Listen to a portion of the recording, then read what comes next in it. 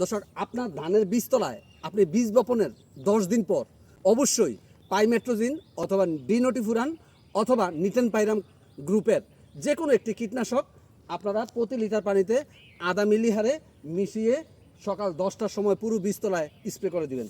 আপনারা এই যে দেখতে পাচ্ছেন, এই এখনই কিন্তু এই চারা 10 দিন হয়েছে, এই চারাতে আপনারা এখনই এই স্প্রেটা করবেন এবং চারা উঠানোর 5 দিন আগে আপনারা দ্বিতীয় স্প্রেটি করবেন।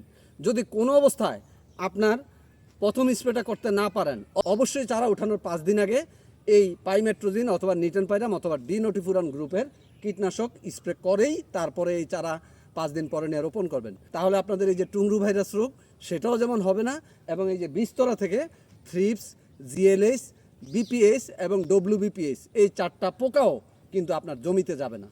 কৃষিতেই বিশ্ব পেজ, কৃষিতেই বিশ্ব ইউটিউব চ্যানেল এবং মনিরুজ্জামান স্বপন ফেসবুক আইডিতে এই বিষয়ে বিস্তারিত ভিডিও রয়েছে। এই ভিডিওগুলো দেখে আপনারা এই রোপা আমন ধান চাষাবাদ করবেন, তাহলে আপনারা লাভবান হবেন। আল্লাহ হাফেজ।